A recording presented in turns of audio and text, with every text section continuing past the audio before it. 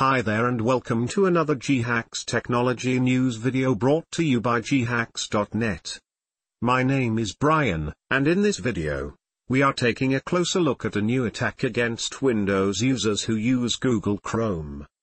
Google Chrome users on Windows are advised to disable automatic downloads in the web browser to protect authentication data against a new threat discovered recently. The Chrome browser is the most popular browser right now on desktop devices. It is configured to download safe files automatically to the user system without prompt by default. Any file that Chrome users download that passes Google's safe browsing checks will land in the default download directory automatically. Chrome users who want to pick the download folder instead for downloads need to change that behavior in the options. The new attack, described in detail on the Defense Code website, combines Chrome's automatic download behavior with Windows Explorer shell command files that have their SCF file extension. The aging format is a plain text file that includes instructions, usually an icon location and limited commands. What's particularly interesting about the format is that it may load resources from a remote server. Even more problematic is the fact that Windows will process these files as soon as you open the directory they are stored in, and that these files appear without extension in Windows Explorer regardless of settings. This means that attackers could easily hide the file behind a disguised file name such as image.jpg. The attackers use a SMB server location for the icon. What happens then is that the server requests authentication, and that the system will provide that. While password hashes are submitted, the researchers note that cracking those passwords should not take decades anymore unless they are of the complex kind.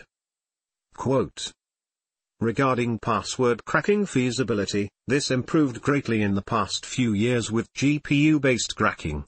NetNTLMF 2 hashcat benchmark for a single NVIDIA GTX 1080 card is around 1600 mH/s. That's 1.6 billion hashes per second. For an 8-character password, GPU rigs of 4 such cards can go through an entire key space of upper/lower alphanumeric plus most commonly used special characters, exclamation mark at hash $% and, in less than a day. With hundreds of millions, leaked passwords resulted from several breaches in the past years. LinkedIn, MySpace, wordlist rule-based cracking can produce surprising results against complex passwords with more entropy.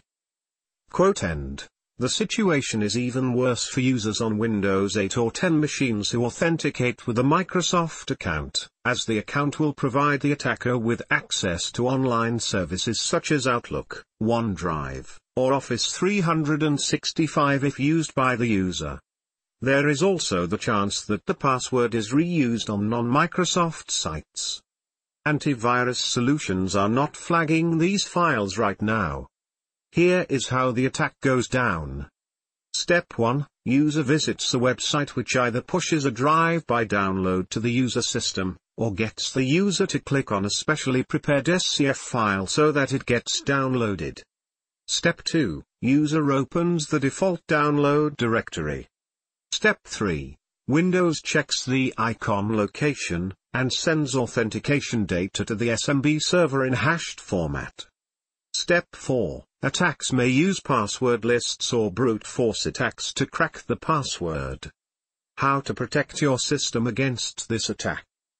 One option that Chrome users have is to disable automatic downloads in the web browser. This prevents drive-by downloads, and may also prevent accidental downloads of files. Load Chrome //settings/ in the browser's address bar. Scroll down and click on the Show Advanced Settings link. Scroll down to the Downloads section. Check the preference R² to save each file before downloading. Chrome will prompt you for a download location each time a download is initiated in the browser. Caveats: while you add a layer of protection to Chrome's handling of downloads, manipulated SCF files may land in different ways on target systems. One option that users and administrators have is to block ports used by SMB traffic in the firewall. Microsoft has a guide up that you may use for that. The company suggests to block communication from and to the Internet to the SMB ports 137, 138, 139 and 445. Blocking these ports may affect other Windows services, however, such as the fax service, print spooler, netlogon, or file and print sharing. Now how do you protect your machines against SMB/SCF threats? This concludes this video. We hope you had a great time watching it. If you had, we would be grateful if you liked this video. If you have any questions, let us know in the comment section below, or check out the original article on Ghacks.net.